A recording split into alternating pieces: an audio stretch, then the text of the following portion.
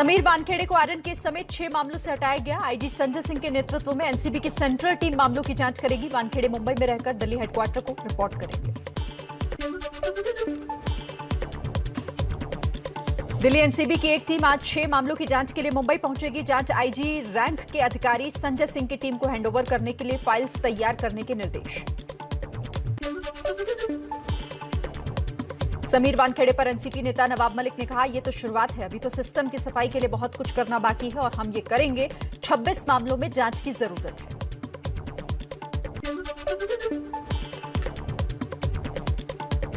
समीर वानखेड़े को हटाने पर एनसीबी का बयान, किसी अधिकारी को उसकी भूमिका से नहीं हटाया। मुंबई एनसीबी से 6 मामले वापस लिए, जिनकी जांच का जिम्मा स्पेशल टीम को सौंपा गया है। समीर वानखेड़े को आर्यन खान समेत 6 केस से हटाने पर शिवसेना का बयान। प्रियंका चतुर्वेदी ने कहा, हैरान नहीं हूं, सिविल सेवा देश सेवा का साधन, किसी राजनीतिक दल के एजेंडे को पूरा करने का नहीं। मनी लॉन्ड्रिंग मामले में महाराष्ट्र के पूर्व गृह मंत्री अनिल देशमुख की आज दोपहर 12:30 बजे पेशी। सूत्रों के मुताबिक ईडी आज भी मांग कर सकती है कस्टडी की।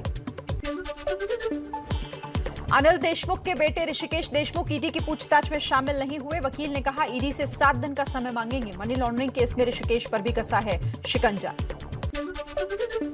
दिल्ली एनसीआर में आतिशबाजी से हवा अब भी बहुत जहरीली। दिल्ली के कई इलाकों में धुंध की मोटी चादर। नोएडा गाजियाबाद के ज्यादातर इलाकों में भी एक्यूआई बेहद खराब स्तर पर। दिल्ली में प्रदूषण के मामले में टूटा रिकॉर्ड। केंद्रीय प्रदूषण नियंत्रण बोर्ड के मुताबिक पिछले 5 साल में दिवाली के अगले दिन दिल्ली में सबसे खराब एयर क्वालिटी दर्ज की गई। आतिशबाजी और पराली का जलना बड़ी वजह। एम्स के डायरेक्टर रणदीप गुलेरिया का बयान, प्रदूषण में कोरोना वायरस खतरनाक हो सकता है। प्रदूषण में ज्यादा समय तक जिंदा रहता है वायरस। दिल्ली की हवा में प्रदूषण बढ़ने पर दिल्ली सरकार के पर्यावरण मंत्री गोपाल राय का अजीबोगरीब बयान। बोले, दिवाली की रात बीजेपी वालों ने जानबूझकर बम पटाखे जलवाए ताकि हमें बदनाम किया जा सके। बीजेपी ने कहा, एक बार फिर नाकाम हुई है केजरीवाल सरकार। पराली खत्म करने के लिए घोल के छिड़काव की योजना को लेकर बीजेपी का केजरीवाल पर आरोप। हरीश खुराना बोले, घोल 40,000 का, छिड़काव पर खर्च 23 लाख और केजरीवाल के प्रचार पर करीब 16 करोड़ का खर्च। केंद्र सरकार के एक्साइज ड्यूटी कम करने के बाद से अब तक 22 राज्यों ने वैट घटाया। महाराष्ट्र, बंगाल, दिल्ली, पंजाब और राजस्थान समेत 14 राज्यों ने वैट कम नहीं किया। पेट्रोल डीजल के दामों पर जारी सियासी घमासान। बीजेपी का विपक्ष पर निशाना, पूछा, कांग्रेस राज्यों ने वैट क्यों नहीं घटाया। बेजेब कतरों के पर्याय बनी कांग्रेस। महाराष्ट्र में वहां वसूली अघाड़ी सरकार। महंगाई को लेकर राहुल ने मोदी सरकार को घेरा। ट्विटर पर लिखा, विकास के जुमलों से कोसों दूर, लाखों परिवार चूल्हा फूंकने पर मजबूर। मोदी जी के विकास की गाड़ी रिवर्स गियर में है, ब्रेक भी फेल है। महाराष्ट्र के मंत्री और एनसीपी नेता नवाब मलिक ने कहा, केंद्र सरकार 2014 जैसी एक्साइज ड्यूटी कर दे तो हम भी 2014 वाली वैट पॉलिसी लागू कर देंगे। महाराष्ट्र में वैट घटाने पर बोले एनसीपी प्रमुख शरद पवार, हम लोगों को पेट्रोल डीजल पर राहत देंगे, लेकिन जल्द से जल्द केंद्र जीएसटी कंपनसेशन दे ताकि महाराष्ट्र सरकार इस पर फैसला ले सके। पेट्रोल डीजल सस्ता होने को लेकर सामना में शिवसेना का फिर मोदी सरकार पर निशाना। लिखा, तेल सस्ता होने का दिखावा कर रही है सरकार। दाम घटाने को उपचुनाव नतीजों से जोड़ा गया। छत्तीसगढ़ के सीएम भूपेश बघेल ने कहा, 30 रुपए बढ़ाकर 5 रुपए का लॉलीपॉप। 2014 से पहले यूपीए सरकार के बराबर एक्साइज ड्यूटी कर दें तो हम स्वागत करेंगे। पेट्रोल डीजल के बाद खाद्य तेलों पर केंद्र सरकार का बड़ा फैसला। कच्चे पाम तेल, कच्चे सोयाबीन तेल और कच्चे सूरजमुखी तेल पर बेसिक ड्यूटी 2.5% से घटाकर 0 की। शराबबंदी वाले बिहार में जहरीली शराब पीने से मरने वालों की संख्या 35 तक पहुंची। गोपालगंज में 20 तो बेतिया में 15 की जान गई। कई लोगों ने आंखों की रोशनी तक गंवाई। बिहार के सीएम बोले, छठ पूजा के बाद शराबबंदी की समीक्षा करेंगे, जिम्मेदार लोगों पर कार्रवाई होगी। जहरीली शराब से मौत पर सीएम नीतीश का बयान, वायरल होने से भी बढ़ा विवाद। 5 दिन पहले नीतीश ने कहा था, गड़बड़ चीज पियोगे तो यही होगा। विपक्ष ने नीतीश को घेरा है। तेजस्वी यादव के सीएम नीतीश पर लगातार हमले। कहा, सरकार के मंत्रियों से जुड़े लोगों के ठिकानों पर मिल रही है ज्यादा शराब। मृतकों के परिजनों की चीखों का एनडीए सरकार पर कोई फर्क नहीं पड़ता। बिहार के आबकारी मंत्री सुनील कुमार बोले, शराबबंदी फेल नहीं, शराब जब्ती और आरोपियों के खिलाफ एक्शन जारी। लापरवाही पर 700 से ज्यादा अफसरों को भी सस्पेंड किया। गोपालगंज के डीएम नवल किशोर ने एबीपी न्यूज से कहा, अभी तक की जांच से पता चला है कि शराब स्पिरिट से बनाई जा रही थी। फॉरेंसिक रिपोर्ट आने के बाद ही आधिकारिक पुष्टि होगी। बिहार उपचुनाव में दोनों सीट पर मिली हार के बाद पटना की सड़कों पर दिख रहे हैं नए पोस्टर। पोस्टर में तेज प्रताप की तारीफ, तेजस्वी और लालू पर निशाना अभी साफ नहीं है। पोस्टर लगाए किसने? 5 राज्यों में चुनावी तैयारियों को लेकर कल बीजेपी राष्ट्रीय कार्यकारिणी की बैठक है। कल की बैठक से पहले आज बीजेपी के राष्ट्रीय महामंत्रियों की बैठक होगी।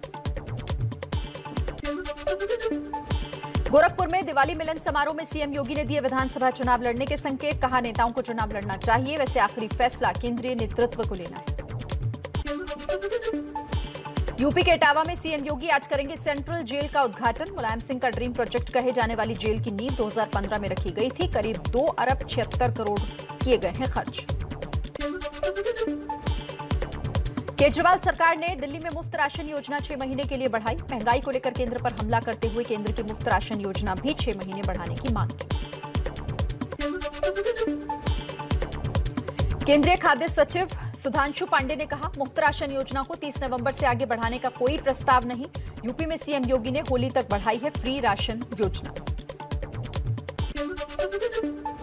यूपी में चुनाव के लिए राजनीतिक दलों की तेज तैयारी के बीच मोदी, योगी और राम मंदिर वाली पतंगों से की भारी डिमांड है। 15 से 50 रुपए तक की कीमत।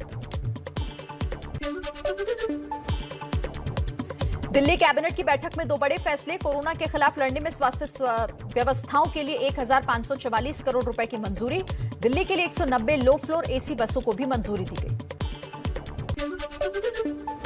लखनऊ में 4 दिनों से धरना दे रहे राकेश प्रताप सिंह को पुलिस ने खराब स्वास्थ्य का हवाला देकर जबरन अस्पताल भेजा। सड़क बनवाने की मांग को लेकर गौरीगंज के एसपी विधायक राकेश प्रताप ने दिया था इस्तीफा।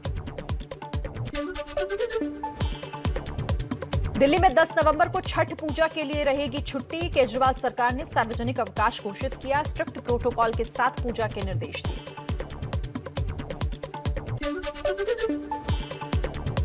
एमपी के मंदसौर में परंपरा के नाम पर अंधविश्वास और पशु क्रूरता का जानलेवा खेल कई सालों से जारी। गोवर्धन पूजा पर फिर आयोजन हुआ। पटाखों और नगाड़ों के बीच गायों को दौड़ाते हैं।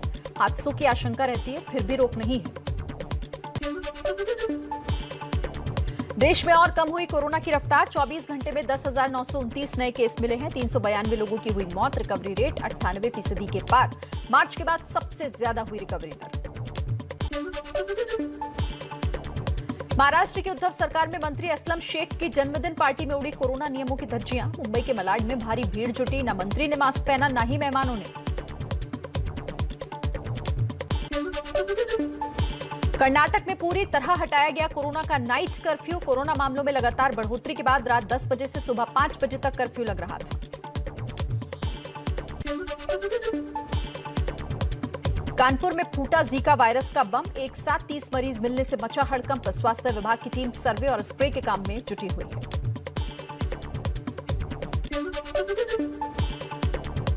भैया दूज पर सर्दियों के लिए बंद हुए केदारनाथ धाम के कपाट। 6 महीने के लिए शीतकालीन गद्दी ऊखीमठ में विराजमान होंगे। 6 महीने तक ऊखीमठ में ही पूजा और दर्शन होंगे। शीतकाल के लिए बंद हुए गंगोत्री धाम के कपाट। विधि विधान के साथ गंगा मंदिर के लिए रवाना हुई डोली। बड़ी संख्या में श्रद्धालु मौजूद रहे। प्रयागराज में भाई दूज के मौके पर बड़ी संख्या में पहुंचे श्रद्धालु। यमुना में लगाई आस्था की डुबकी।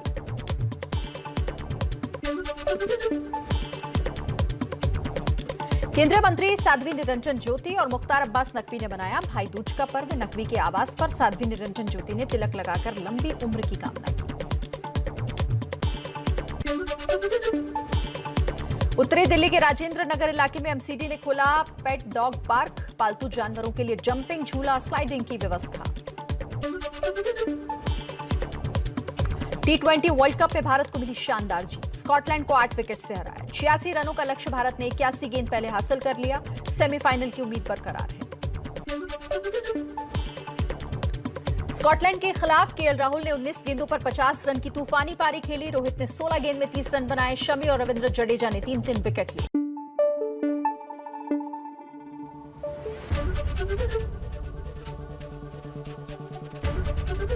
एबीपी न्यूज आपको रखे आगे।